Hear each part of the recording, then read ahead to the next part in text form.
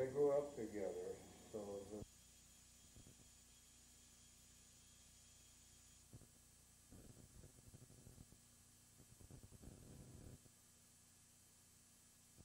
the threshing crew in all through the Midwest with some money for the colonies, and he was a big hero because he had done this, and so all the girls were giving him all kinds of attention, and he took his pick.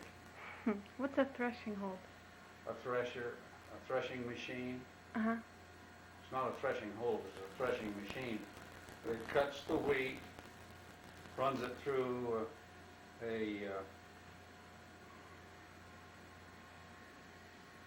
it's not it is a threshing machine. It cuts the wheat, knocks the grain off, puts them in a pile, and then shoots them into a wagon. Oh, cool. What's Amelia like? Well, what was she like that you heard stories of? Can you shut that thing off for a minute? Uh-huh. Is it shut off? Okay, this one is my mother here, and this is also her with Dad Richard on this. By today's standards, my mother Amelia was a little on the plump side, but by the standards of her day, she was an absolute beauty. And this is just the way they dressed in those days. Okay? Okay. Did I push it? I didn't Now what? push it. Hold on. Fading out. Okay. I don't know where Richard and Amelia were married. I suspect in the Salt Lake Temple.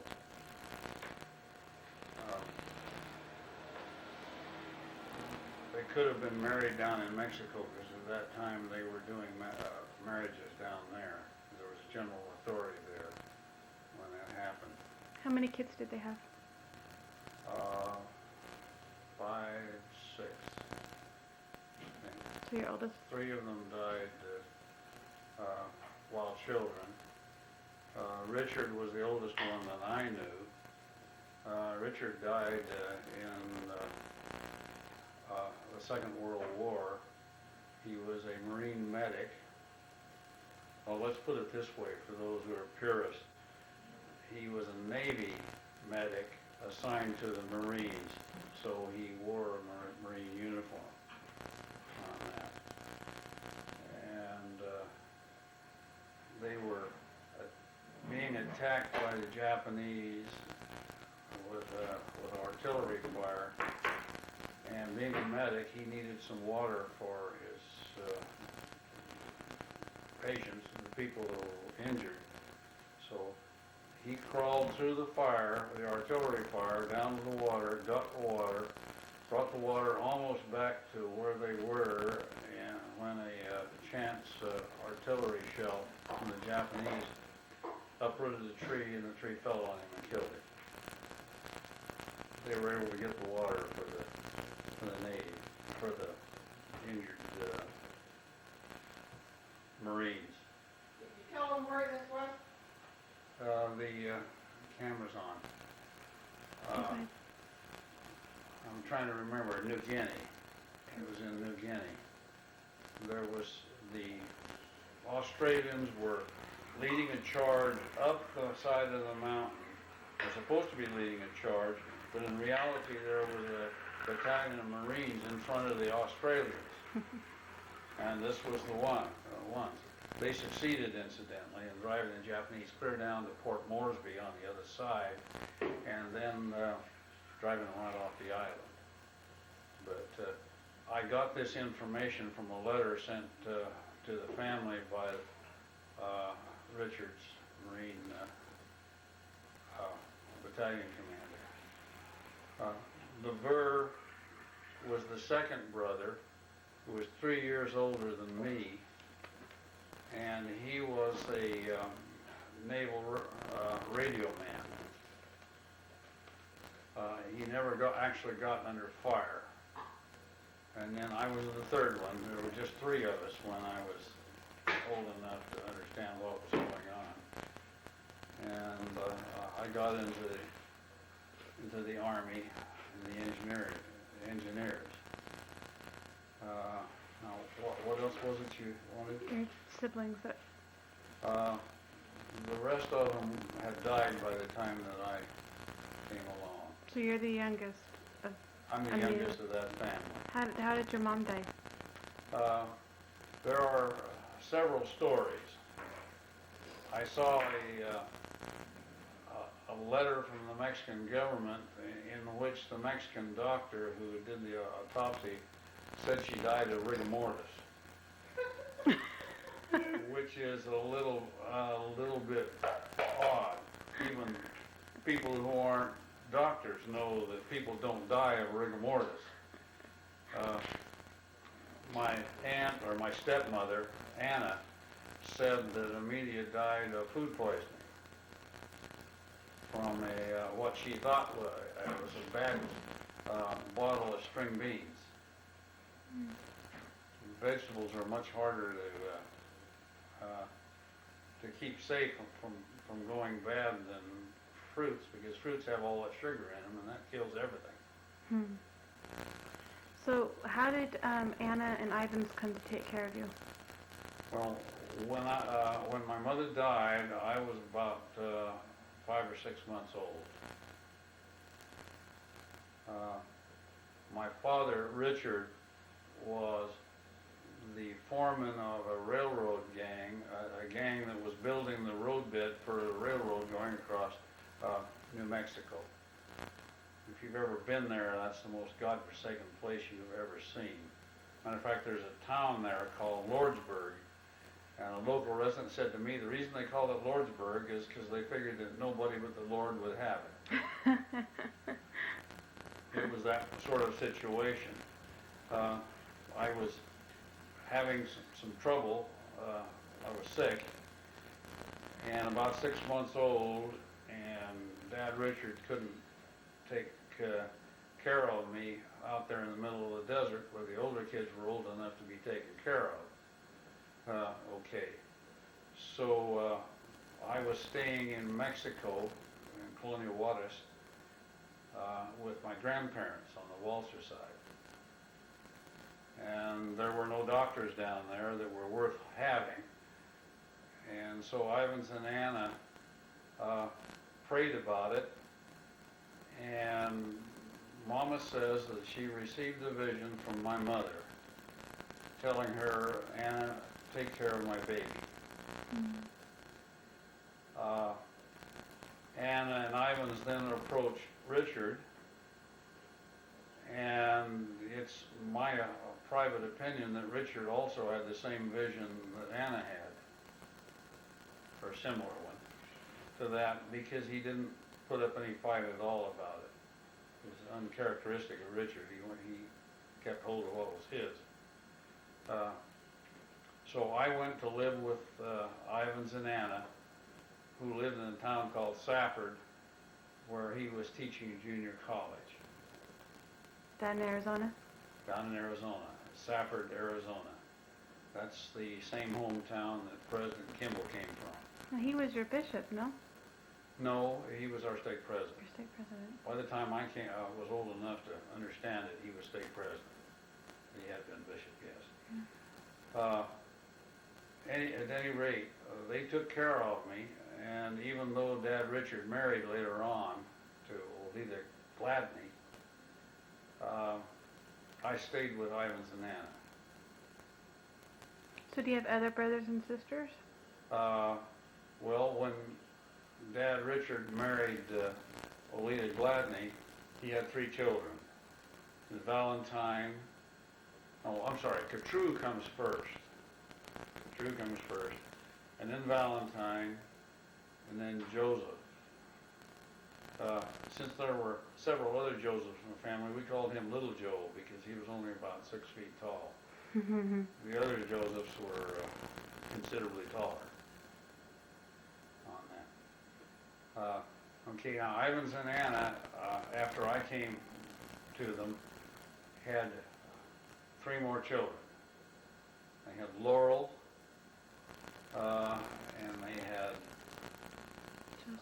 Israel Ivan, no, I'm sorry. Anyway, Joseph Ivans. We called him Ivans at first, but when Ivans went on his mission, the Spanish couldn't pronounce Ivans, so they called him Joe, and that's what he's been called ever since. So he's the next one, and then Frank. Laurel died while he was in high school with cancer of the bone. Ivans and Frank at this point are still running around good and strong. Okay, and LeBur is my only living full brother, but we all run around together as though we were all brothers. Okay. What was the what was your mission like? Where did you go? Well, I was rather disappointed. I was the only one in the family who didn't go to a Spanish-speaking mission. However, I think the decision on the part of the brethren was a good decision, since I couldn't speak Spanish. The only one that can't, by the way, on this. You're a very, very bad boy in that respect. I should have learned Spanish, but I didn't. I went to Northern California Mission. That time it went from Sanger, which is just north of Bakersfield, up to Medford, Oregon. And that was a mission that we were in. What was your first area? My first area was Visalia, California. A place that you're getting acquainted with. Yeah. We had we bought a church from somebody else. It was a rather large wooden church. It's probably doesn't even exist anymore, I would guess, in Visalia. But, and that's where I spent the first part of my mission. Somehow or other, when I was there, though, I got what the local doctors called San Joaquin Valley fever. And so I had to spend a month recuperating from that, after which I absolutely insisted that I wanted to go back to my mission, so they sent me back. When I arrived, I spent a month in the mission office, and then I went to Medford, Oregon.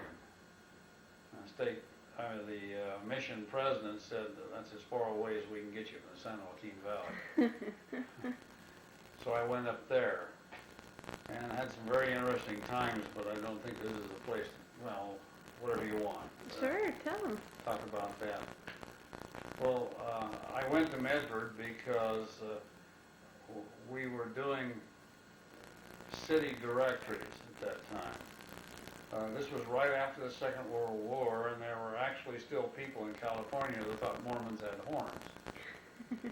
We all wore hats, which was kind of unusual for young men, and so the story went around that some prankster said that, well, they do that to hide their horns. They wear those hats. And I actually had a couple of people ask me to take my hat off, which I did, and they were a little disappointed because there were no horns there. I had hair then. But anyway, where was I? I got lost. You're talking about the city directories. Oh, yes. So this elder who was in charge of starting a directory in Medford had worked with me in the San Joaquin Valley and knew that I was a good artist and a few other things that I could do, and a good talker, as he put it. And he wanted me to go up there with him to run the advertising department. So he sent me up there. They were still a little afraid of my health, and so they paired me together with another young elder who was an extremely good artist. I mean, this guy was a real pro. I was just an amateur at the thing, but paired me with him, and we were supposed to tract around out in the country to get the good, healthy air in the middle of the summer at the time. And so we went around there, and just quite by accident, Elder Miller and I ended up tracking without Purser script for 3 weeks and didn't even know we were doing it. We tracked all the area around the member's house where we were staying, and then we said to him, "Where do we go now?" And he says, "Well, you can go up this road." Says it goes clear over to Klamath, and there's a lot of houses along it, and we've got some church members there who will be happy to put you up whenever you need it. And they were conveniently spaced about every 10 miles along the road. So that's what we did. We went tracking out this road. We both had briefcases with about 5 Book of Mormons each, 2 pair of garments, and about 4 pair of socks, and another white shirt.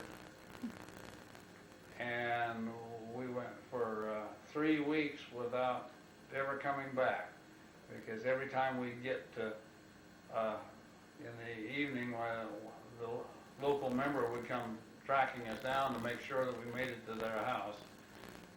And sometimes we ate 4 meals a day, which for young men were, and we had more cottage meetings than we ever had before or since. Every place we went, it got to be a popular thing along this road. Popular thing to have the elders come and preach. So if we missed a house, we were going along the road and there was a house back up in the pine trees there, they'd come and get us. Say, "Hey elders, you missed us. Now come on up to our place. We've got dinner for you." Or lunch for you, or something like that. And it was really quite fun. We never had any hardship, never missed a meal, always had a nice bed to sleep. Well, some beds were nicer than others.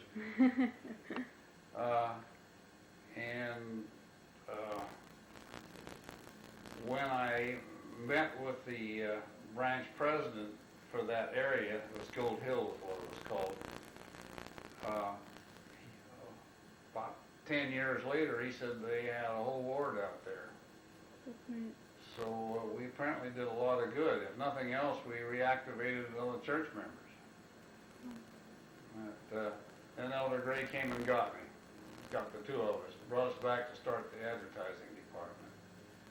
So we put out a city directory in the city of Medford by contacting every house in the city of Medford, asking them, getting the names of the family and their occupations and things like that. And then we asked them about what religion they preferred. We had permission of the local elders the local ministers to do that, which was very convenient for us because that gives us a chance to talk about the Mormon church. And it really worked. Everybody was talking about the Mormon church in Medford before we left. And there are at least 2 stakes. I think there are 3 stakes in that valley now. Wonderful. Stakes. That's nice. Yeah. But what was your next area? my next area is they brought me to the Bay Area. And after being here about 3 months, I paired up with another elder that was older than I was, and we became the traveling elders in the supervising elders in the Bay Area. Well, not the Bay Area, the East Bay Area. Walnut Creek, Oakland, San Leandro, clear up to Rodeo, that whole corner there, Contra Costa and Alameda counties on this. And we had a car and we visited the elders, and I can still remember when I drive along some of those roads in that area that have houses all over, off tracking with a brand new elder, training him, going through Concord grape vines on both sides.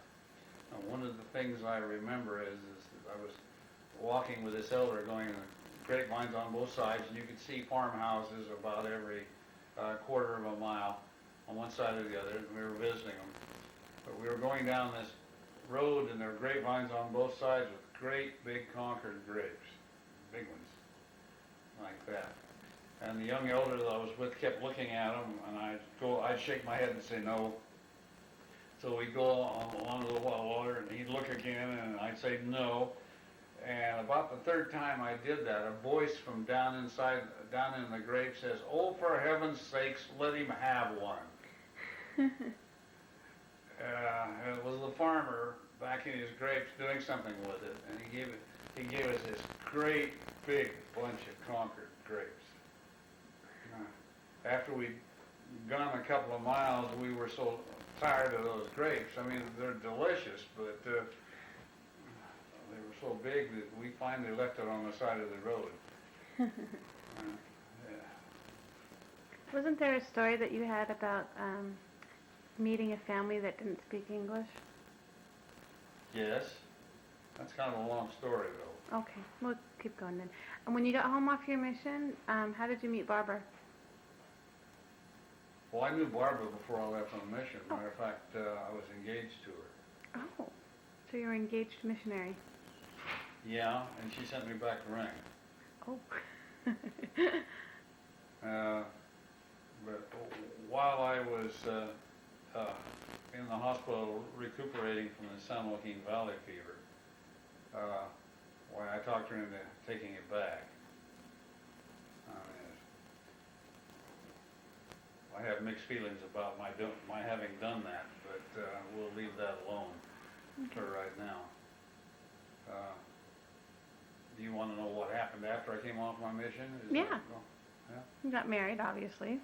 Well, I came home around the middle of July and was going to start at the University of Utah in the fall.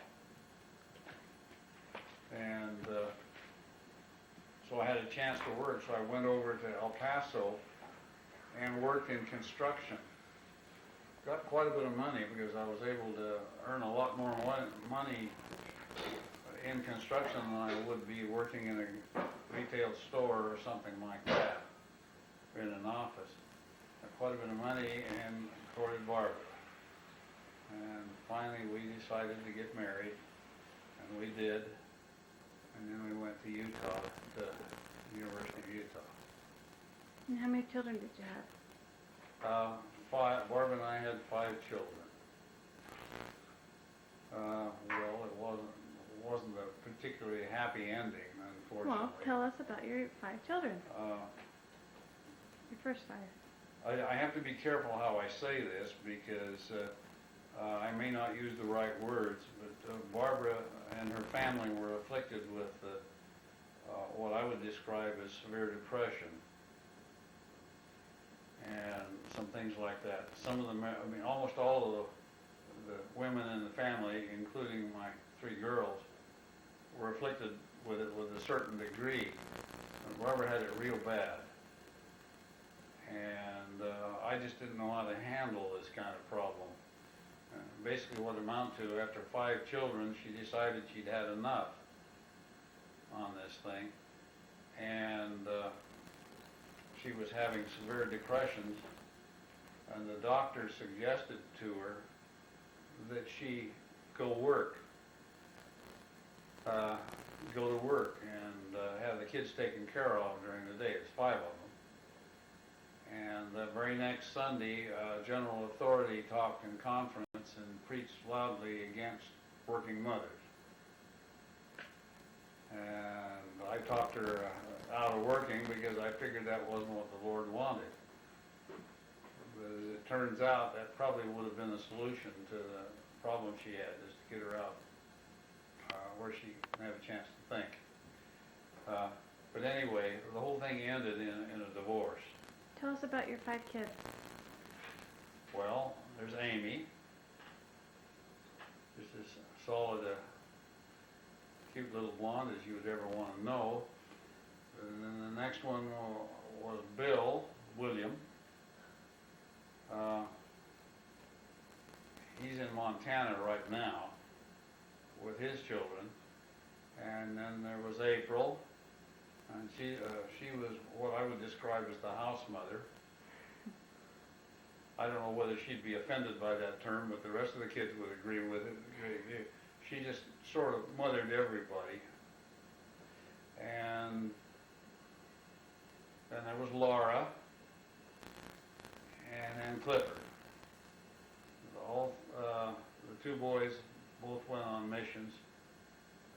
The girls didn't. They got, for various reasons, didn't go on missions. Of course, it wasn't popular for girls to go on missions at that particular point. Okay? Okay. Then after, what did you do after you and Barbara got divorced?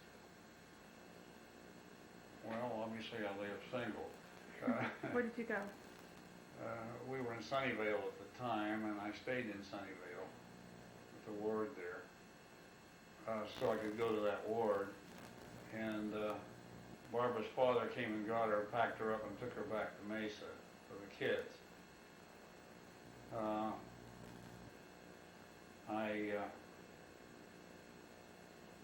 Exactly how to say this. I went through 2 or 3 jobs about that time. I was very upset about this, that, and the other, and I decided that I should become a teacher. Okay. So I decided that I need some psychological help on what to do, what my occupation should be. So I paid a professor at Stanford to give me some tests to find what sort of occupation I would be the best at. And he came up with the following conclusions. I would make an excellent minister. Second choice was a mortician. And the third choice was a teacher. And the absolutely last choice on the list was the profession that I had chosen to go into, a salesman. Absolutely the last choice on the list. So I was glad to know that salesman was not a good line for me because I wasn't happy doing it. But anyway, we decided, okay, the minister is out of the question since I had to earn a living doing something, and I was a Mormon. The mortician took a whole 4 years training to become a mortician, and I couldn't wait to do that. And so the teacher was the next thing that came up. So during this time when I was single, I was going to San Jose State University to get a teacher's degree. When I started college, my dad Ivans said to me, Wilbert, no matter what else you do, get a teaching credential. That way, if the other things don't work out, you can do that. Well, I was just a late teenager at that point, and I predictably didn't do what my father said. Of course. I did the opposite thing. I got a teaching credential, and then a little bit later, I so enjoyed going to school that I kept going after I got a teaching job, and got an elementary credential at Hayward State. So I had them both, and I went through 20 years of teaching. Enjoyed it most of the time, although I was a little strapped for cash part of the time, but then they say most teachers are. Mm-hmm. On that. To get extra cash while I was doing the teaching, I started doing income tax returns. And at one point I was making more money doing income tax returns than I was teaching. However, I was a little hard on the health because you have to working, not getting to bed before 10 o'clock and most of the time before 11 or 12 on that. And it was a hard trial, but it worked. Yeah. How did you meet Leela, Mom? Okay, how did we meet Leela? Well, during this time that I was so busy doing all these things, I was also our stake singles representative for the older singles, and we had an organization going on. It was called the Mormonaires. It was named after a dance group that used to be in the Bay Area, and singles who were 30 or older were part of this group. The young ones didn't come to it. We had our own dances, and we have dances all the way around the Bay Area. One time or another, it would from one to another, and that gave the singles a chance to go to Los Gatos and San Jose and meet the girls down there, or the boys, depending on which way to do it. And we even had one or two in Vacaville, and all the way around the Bay Area are going to these dances. Well, I went to one of those dances that was in the Burlingame area. And when I went there, I noticed this tall, slender woman who had a lot of class. On the other side, she wasn't dancing a whole lot. She was just sort of ignoring the guys. And so I went over and asked her to dance. Confronted her like that. It looked like she was trying to ignore me, but she couldn't. And so we danced with her, and it was one of those changing partners type dances. So I danced with her just long enough to decide I liked this girl.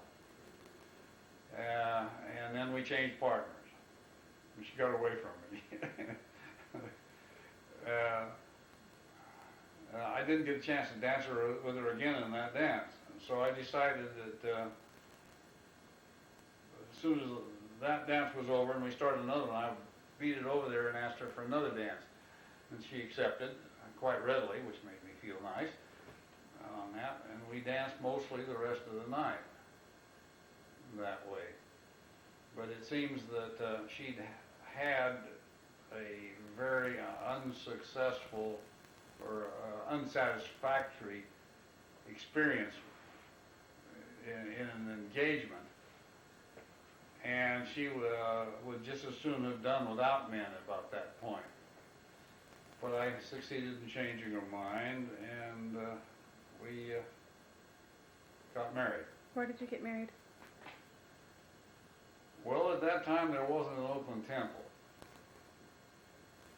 and so her father was a person who was very good to the church, but he was not a member. He's what we used to call a dry Mormon. He was a Mormon in everything except that he hadn't been baptized, and he wanted to be at the marriage. And so the stake president thought that it would be all right, and so we had a marriage ceremony in the home for just a few selected friends. And then Lita and I packed up and went to Salt Lake, drove all the way to Salt Lake to get married there. Somewhere in the process, my temple recommend got left behind. I didn't know that. No, I was a little befuddled then at that point. But when we got there, we called, the temple president called my bishop. My bishop wasn't there. So then we called the stake president. The stake president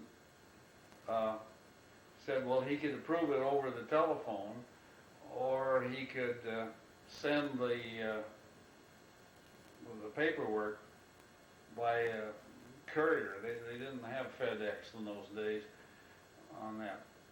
So the temple president says, well, all right, you've approved it over the telephone. Now you send those papers to me as quickly as you can. We'll need them tomorrow. That's when the marriage is. Well, they didn't quite make it before the marriage, but the temple president had enough faith in my stake president that he went ahead and finished the ceremony, and just we were finishing while the man rushes up with the papers. So we were legally married. That was nerve-wracking. Eternally married, too. Yes, eternally married. So then where did you live? Well, we lived in an apartment house in San Mateo? No, yeah. It was in San Mateo, and then one of Leila's friend's parents decided to take an extended trip through Europe. They bought artifacts and antiques and things like that and made a living doing that. And they had this house just absolutely crammed full of antiques of various things. And so they hired us to babysit their house. And in the meantime, Leila got pregnant, and so we were buying a house across the bay because that's where I was teaching, was across the bay. And she was going to move over there, so we lived in this house for approximately a year for free. But it's quite an experience living with all these antiques every place. I mean, there was just room to walk in and around them. When they came back and we moved, why the lady of the house said to me, with a few exceptions, you can have any antique in here you want. And alongside the fireplace there was a tile that was about this big, made out of, kind of looked like blue delft, and it had a young shepherdess and a young shepherd getting friendly on this thing. And that was the thing I wanted. I was just turning around to point to it, and she says, you can have, with a few exceptions, you can have anything you want except that one and that one. And it was the two tiles. It seems that they were worth about $50,000 a piece. Wow. And my consolation was, well, at least I had good taste. But, so then we bought a house in Sunnyvale. Union City. Union City. In Union City. And nice house. We like Union City. So was that when Bert was born? Yes. And we went to school. We stayed there until the kids went to school. However, we did have a problem because Bert needed a little extra help in his education. And so we sold the house in Union City and moved to Hayward, where I got a house that had been fire damaged. And I remodeled it, or rather extensively, I might add. But and the Hayward schools were better. Okay, any more? Well, how many kids were born? You had Bert, and who else? Well, we had Bert. Well, okay, I guess the people that are watching this don't realize that you're the one that's running this thing. She was the last one. That's Mary Beth talking there. But they grew up in Union City and in Hayward. And things worked out quite well, except for one thing. Mary Beth had a tendency to kind of goof off in school, and we had to move to tougher schools later on so she'd get a decent education. Well, talk about how that came about. How come we moved? Well, I mean, man, there's a lot of story here. Well, it's your life story. What happened with Mom? Leila, unfortunately, contracted breast cancer. And she died of it. How old were you, Mary Beth? 13. You were about 13? Mm-hmm. When Mary Beth was about 13, she died of cancer. so that left us alone. Mary Beth kind of enjoyed it in a way because she was the lady of the house during that time, you know, the boss. Do it. Things like that. But then I went back to my singles groups.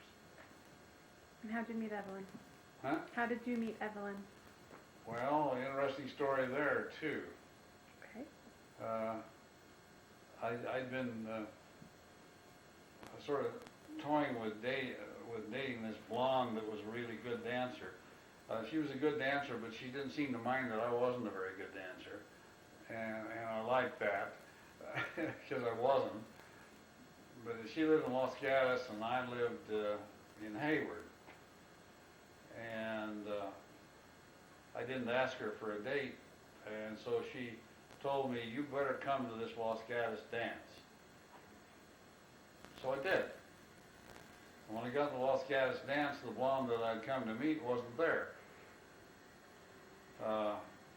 Never did find out why. So I was dancing with people here and there, and as I was standing on the sidelines, I noticed across the room there was this nice-looking redhead sitting there. She wasn't very red then, but redhead. And she was sitting next to another lady that I knew from Sacramento.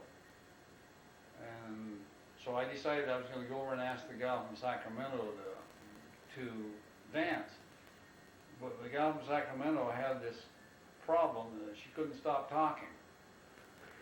She was talking to the woman on the other side where the redhead that I was talking about was sitting. And as I came up, she glanced over and saw me and went back to talking to the other person. That sort of annoyed me. And the woman on the other side was looking at me, and so I asked her for a dance. And I was sort of aimed between the two. I couldn't make up my mind what to do. And so the woman was on the other side, stood up, and I took her by the arm, and we went off and danced. And the gal from Sacramento just sat there with her mouth open. I think she was trying to give me a bad time or something or other. But that was Evelyn, and she and I got together so well that he ended up in a marriage. And Evelyn's listening now, and I better not go any further. I was in Saratoga. Okay, it was Saratoga, not Los Gatos. So then, after you guys got married, we moved to?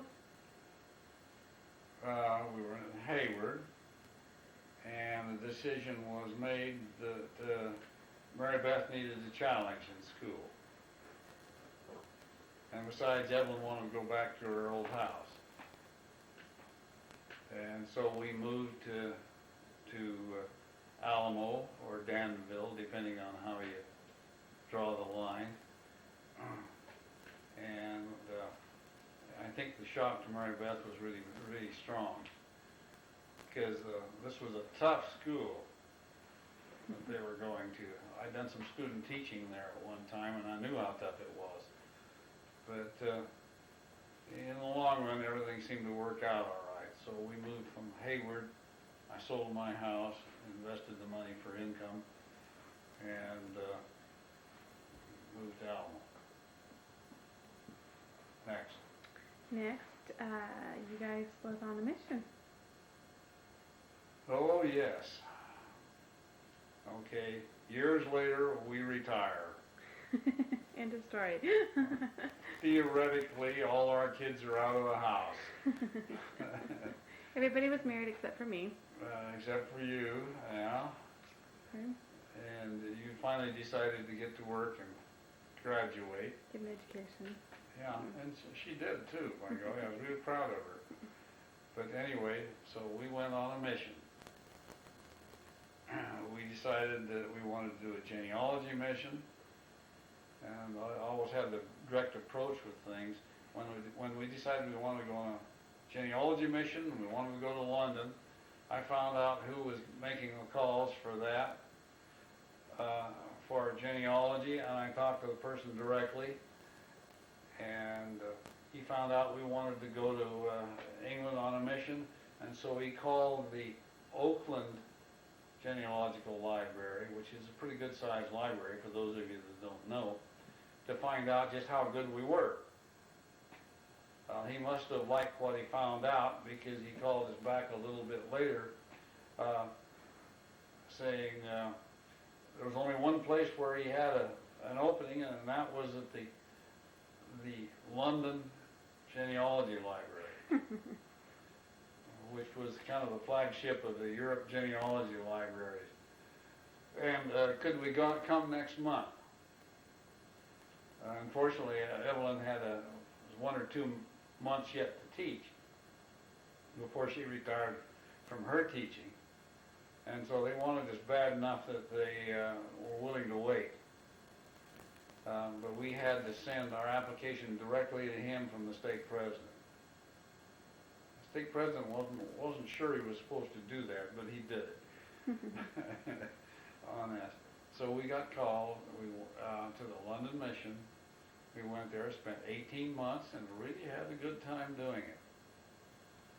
We learned all kinds of things about genealogy, and we felt that we were most useful, and we felt that the Lord approved of what we were doing. Okay? Okay, and then you came back, and where did you live when you came back? The whole life history in one short little tape? Absolutely. Okay. When we came, before we left, we had made the decision to sell Evelyn's home in Alamo. We couldn't sell it. It wouldn't sell. And finally we decided that, all right, we'd rent a home and then deal with it after we came back from our mission. And so we handed in our mission papers, and right after we handed in our mission papers, we sold the house. A guy came along and wrote us out a check for $500,000. Oh my gosh. He was one of these,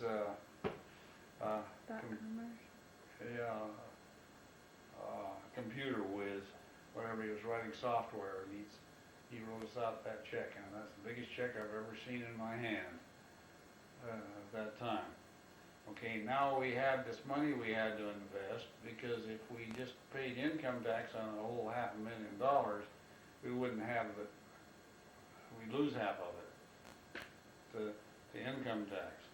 So I won't go into how we did it, but it was all legal. Okay. On that.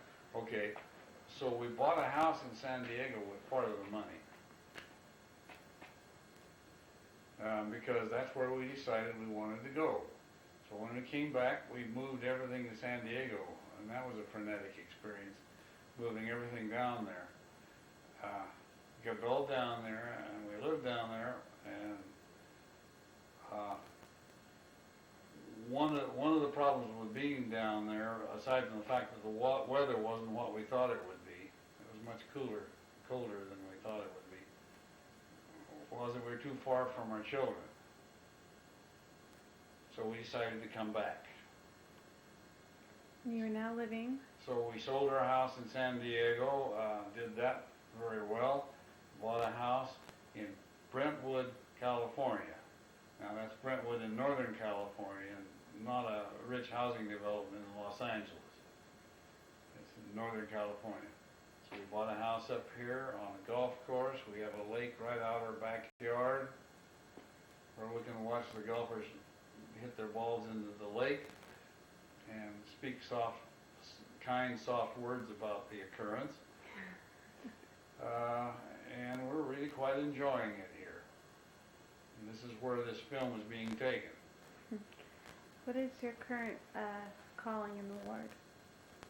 Or was your current, now you're in your current? Well, it obviously has something to do with genealogy. I'm the trainer for the people in the stake library. And then I spend one day a week in the Oakland library, working there. In addition to that, I sing in the choir, And of course, I'm a home teacher. Everybody's a home teacher. And I'm the Scout Committee Chairman of the Scout Troop.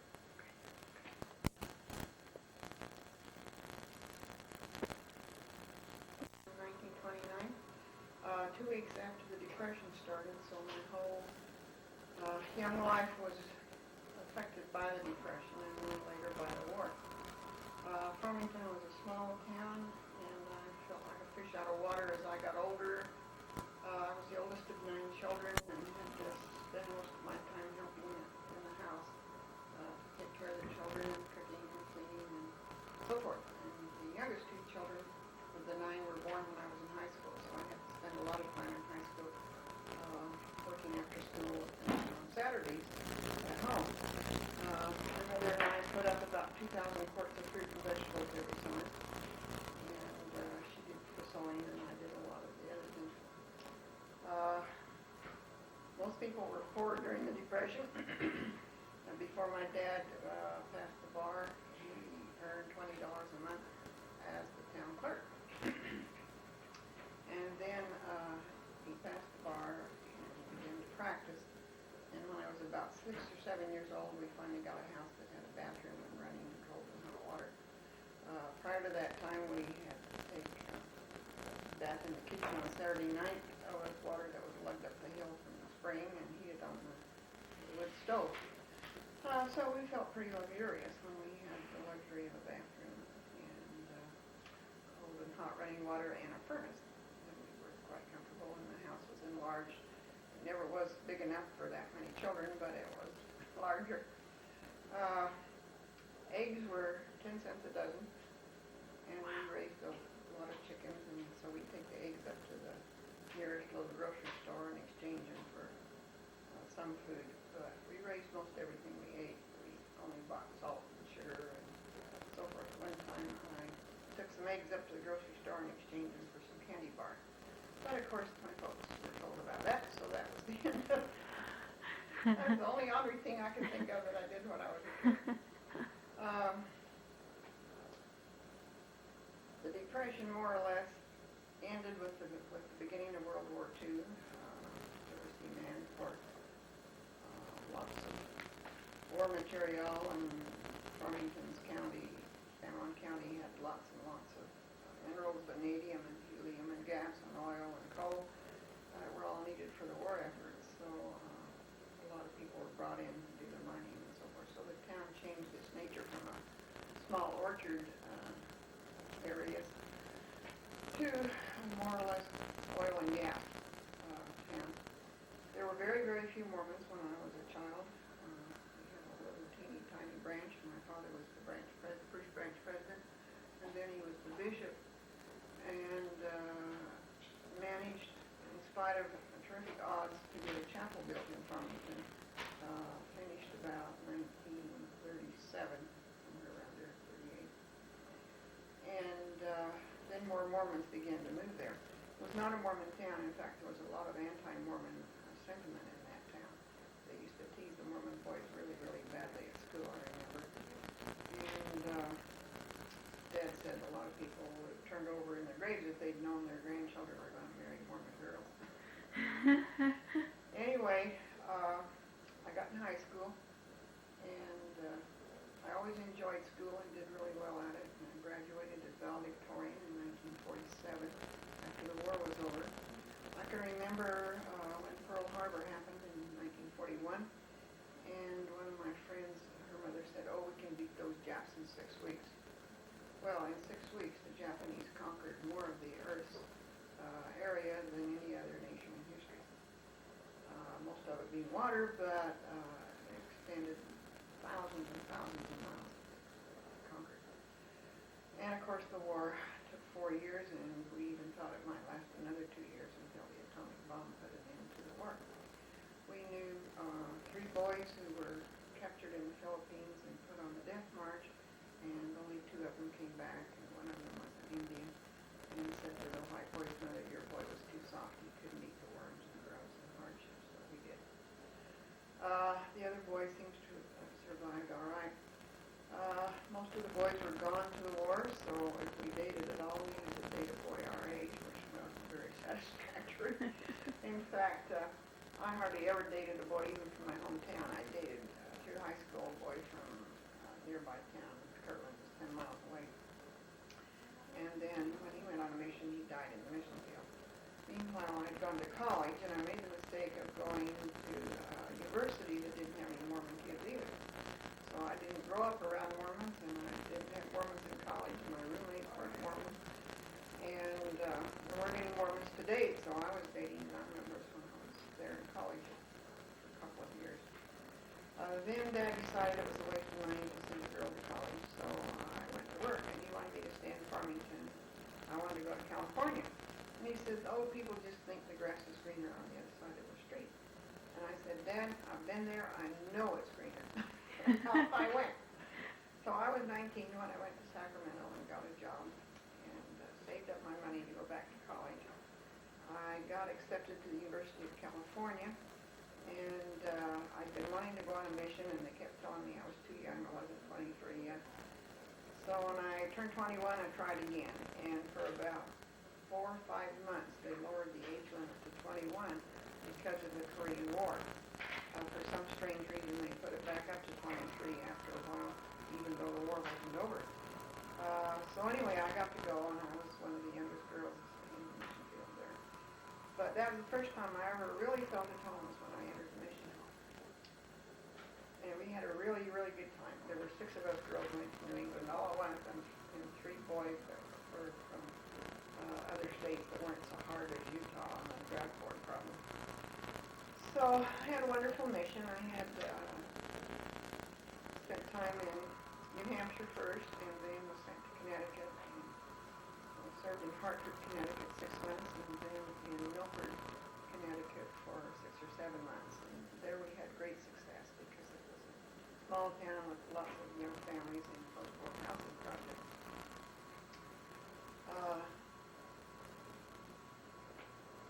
Before I went on my mission, I had dated several guys that I had met at Berkeley while I was waiting for the university to start. Instead, I spent my money on a mission instead of going to Berkeley. But one of them that I met was Milton Fuller, and one of them I was dating, and he turned out to be as young as I was, and that bothered me a bit. But he was sent to the same mission I was, so we were writing to each other. And then I'd had another boyfriend in Sacramento that I wasn't at all interested in. Anyway, Milton Fuller started writing to me after I'd been out there about 4 months, which surprised me because he hadn't acted interested at all. And then he sent me an engagement ring about halfway through my mission. And so we planned to get married after my mission. I got home in October of 52, and we got married right after Christmas in December of 52. We went to Evanston, Illinois to live while he was at the University of Northwestern, where he was working on his PhD in chemistry. And I worked in an accounting office as payroll clerk. And of course I had access to confidential information. And one thing that really, really upset me was I could tell from the payrolls that women were only getting about half as much as men for doing the same job. And that disturbed me. And I told the boss about it when I left. And anyway, they replaced me. They hired 3 people to do the work I'd been doing. So I was pregnant by that time, and he finished school. I typed his thesis, had to correct the grammar and the punctuation, and I didn't understand a bit of it because it was so technical. In chemistry, I knew nothing about chemistry at all. And then we headed for Berkeley. He had a job at Shell Development Company as a research chemist. And he knew some people who were also Mormon chemists there, and they told us about Pleasant Hill and the new houses there. So we went out one day, and my friend and I looked at one house, and we bought it right on the spot. And we had no down payment. Interest rate was 4.5% for GI veteran. Mortgage payments were $145 a month. Oh my God. And Allison was born in October that year of 56. He had finished school in April December of '56, we moved into our house in Pleasant Hill and thoroughly enjoyed it. It was a lovely house with wall-to-wall windows and a view of Mount Diablo, which I always loved. Then, after 3 years, he was unhappy working there, so he went to work for IBM back in Poughkeepsie, New York. I said, well, we can't move to Poughkeepsie, my mother can't spell it. And she did manage to copy my letterheads and spell it, and so she did write us regularly. Anyway, we were there a year, and Milt decided he'd much rather teach school than work in industry. So I said, well, if you're going to teach school, you might as well teach in California, where the weather's better.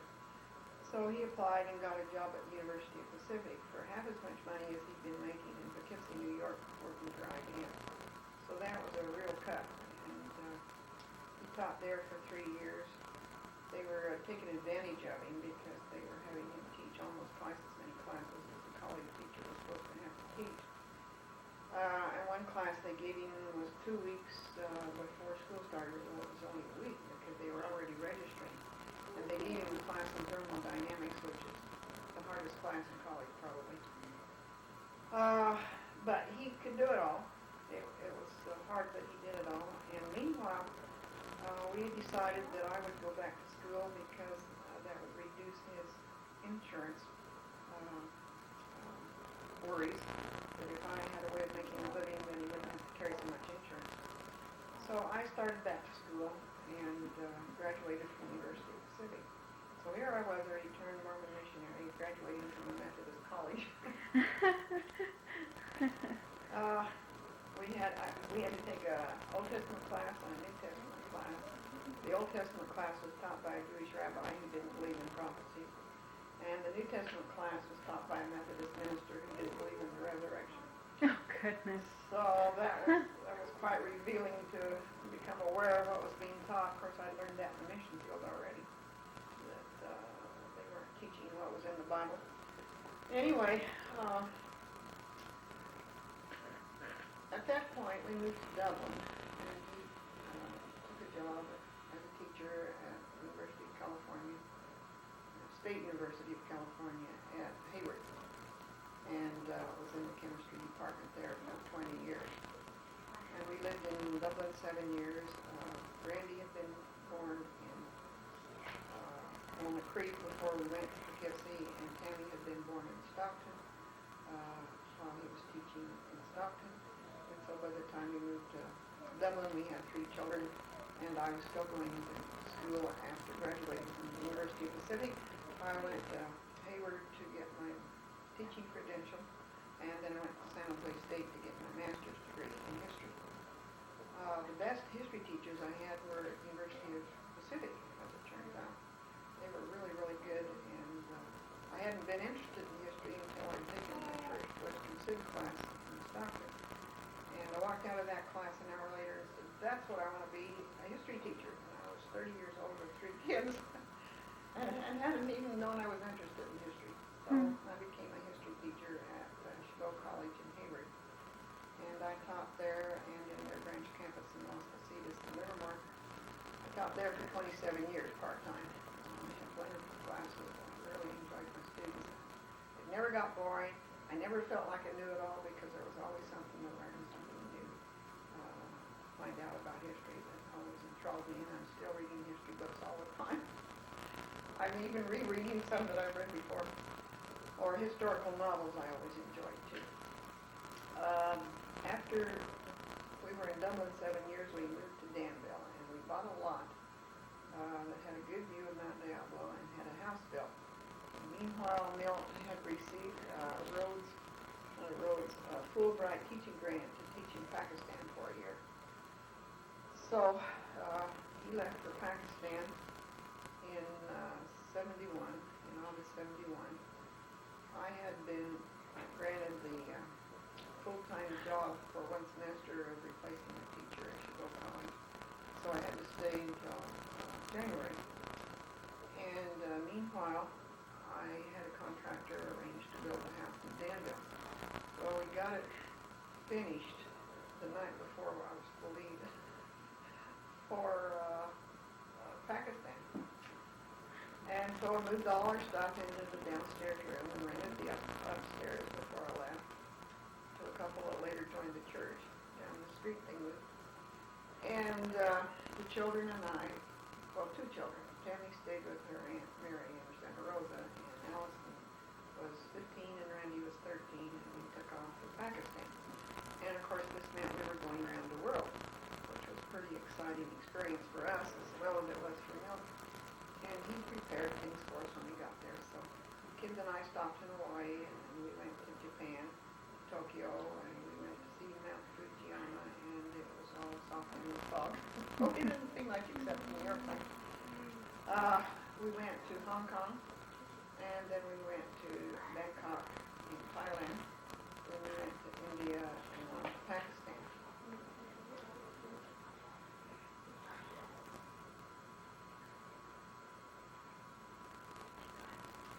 In Pakistan, we had an interesting experience. We were in the most primitive part of primitive country, where 80% of the men were illiterate and 96% of the women were totally illiterate. Quite often they could speak several languages because there was no one national language. All various tribes and communities and cities had different languages. So their colleges were all in English because they didn't have any native language for everybody. So he was teaching in chemistry there for that year and had some really interesting experiences because their education systems were so bad. The young people in his classes could memorize almost anything, but they could not solve problems. If he gave them a chemistry problem and a chemistry formula, they could memorize that, but on a test they couldn't take the formula and apply it to any other problem because their culture did not teach logical reasoning and thinking, so we taught memorizing. And in fact they were not logical at all. And it didn't do any good to try to teach them logic. At the medical hospital there by some Scottish missionaries that they told us that they had to take a Pakistani trained doctor and teach him all over again. They were so badly trained.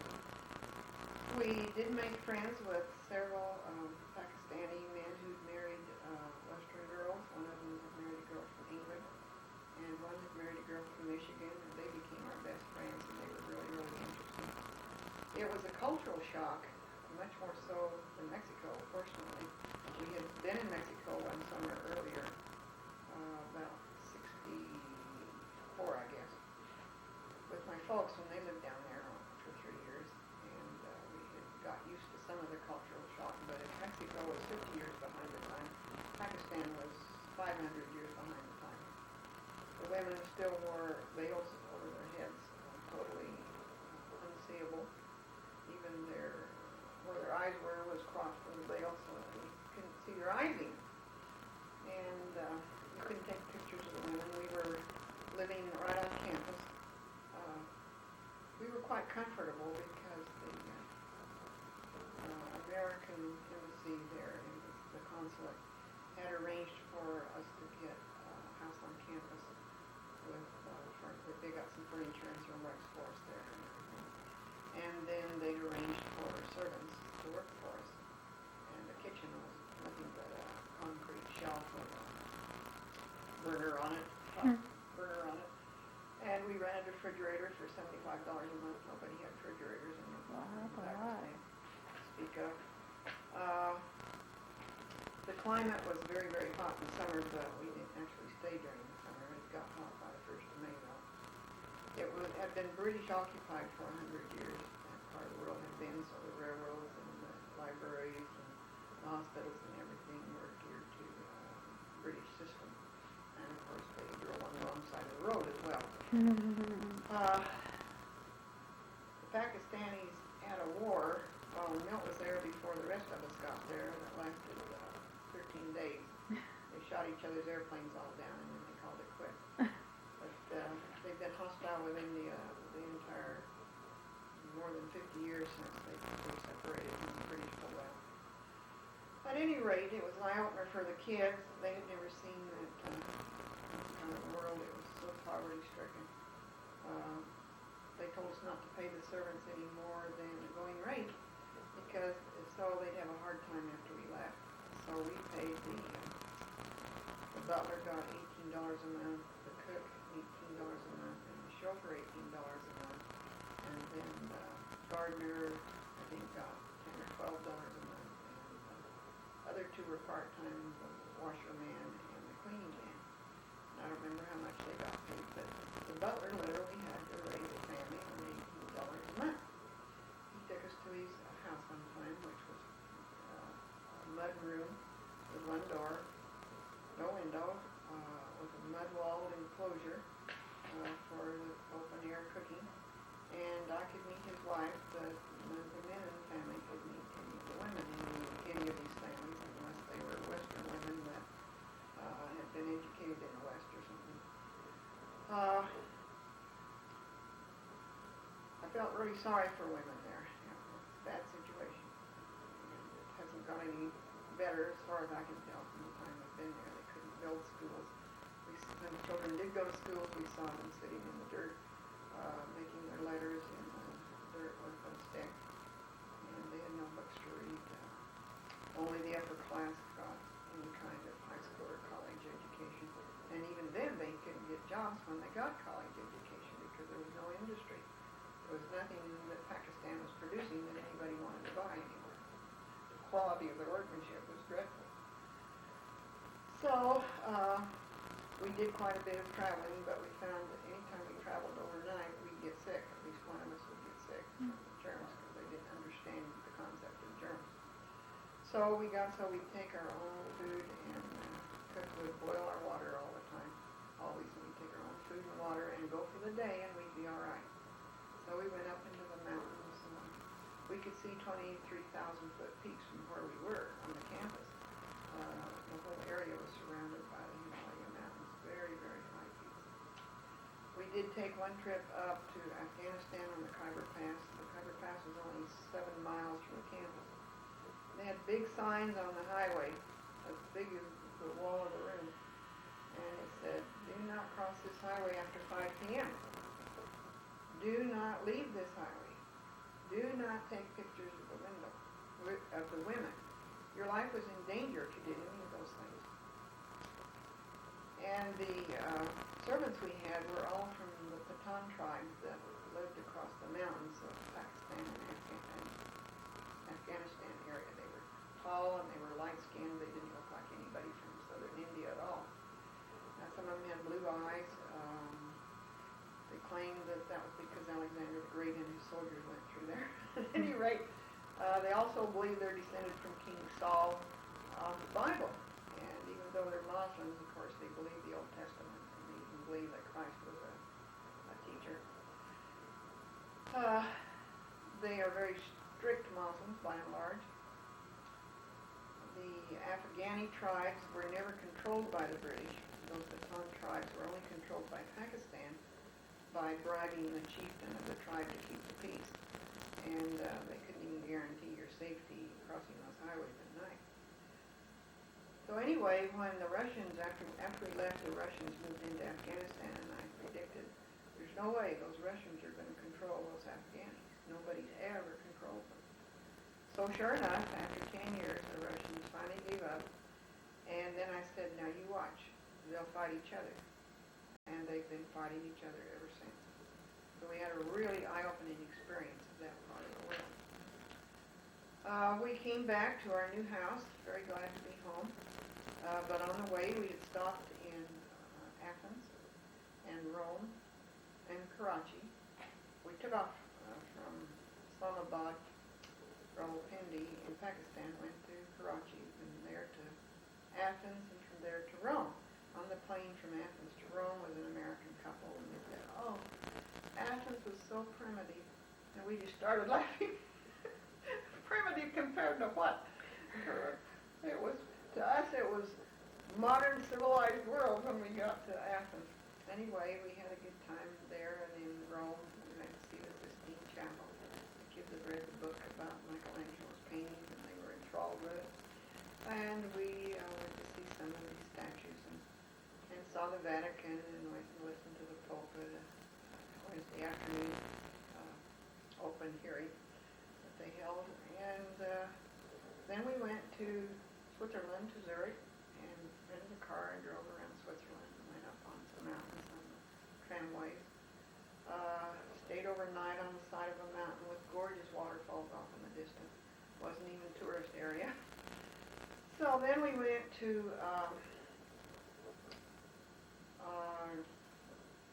Denmark, to Copenhagen. Then we went to Amsterdam, and then to Paris, and went to the Louvre, and then we went to England, to London. And from London we flew nonstop to San Francisco. So when Randy started school that September, at Monte Vista High School in Danville, the teacher asked him to write an essay about what they did that summer. So he told them about this year trip and about spending the summer coming back from Pakistan. And the teacher didn't believe it for a minute. Not for a minute did she believe that. Nobody went to Pakistan. So we started working on the landscaping in Danville and enjoyed the scenery and all. But Randy was giving us trouble, and he needed to be in a better school with different kind of friends. So we rented the house again and moved to Pleasanton for 3 years till he graduated from high school. Then we moved back to Danville. And Allison had meanwhile graduated from Danville and had started college at the age of 16. We said, well, if you're going that young, she got out a year early. We said, you'll either have to go to BYU or go stay with your grandmother in Arizona. So she went to BYU and graduated from there in 3.5 years. So she was just barely 20 years old when she graduated from college.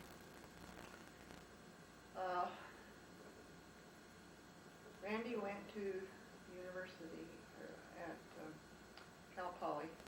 Cal Poly had one of the best engineering schools in the United States, and we knew he was geared for engineering from the time he was 3 years old. He loved anything with an engine. And Tammy graduated as well from Monte Vista, and she went to the State University at Sacramento, where she graduated and eventually earned her master's degree.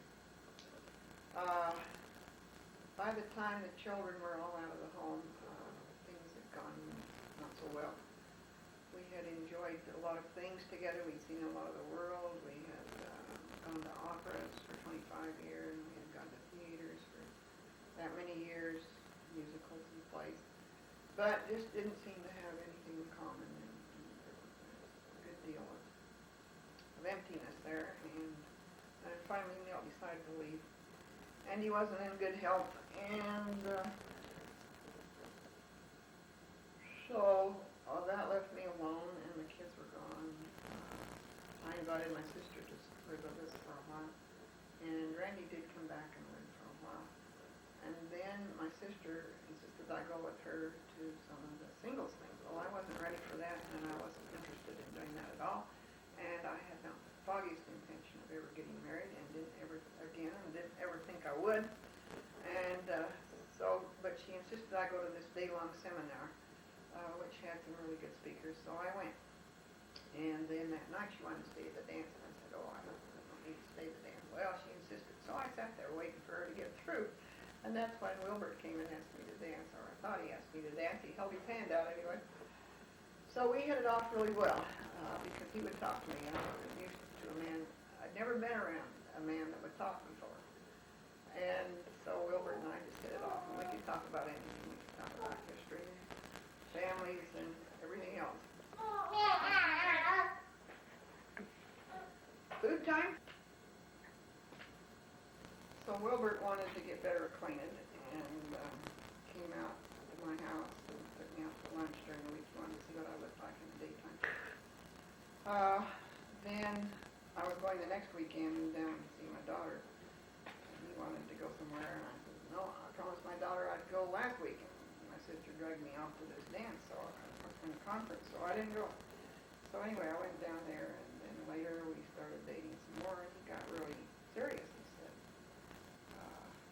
I met him about 2 weeks, I guess. We went to a dance. And he said, family man, and I want to get married again, and I'm serious about you. And I really dropped my teeth. So I didn't give him any answer. I just went off to Utah for a few weeks and thought about it. Anyway, when I got back, he decided he was serious, and I decided might be all right, and so we got better acquainted. And, we decided to get married in March. End of March was in 1985.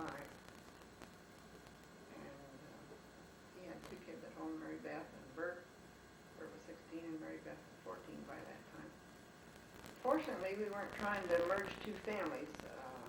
People do that, and sometimes it's a little hard, but we didn't have to worry about that, and I didn't have any discipline problems with Bert or Mary Beth. Wilbert handled everything. So we just really didn't have any difficulty. Bert adjusted very readily when he found out I made homemade bread.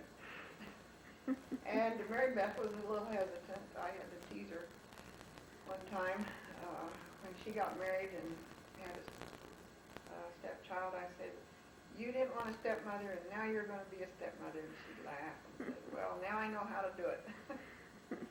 So it all worked out really well, and Wilbert and I have been tremendously compatible and had good companionship and enjoyed lots and lots of things. So that's been a real blessing in our older years to have all the companionship that we have.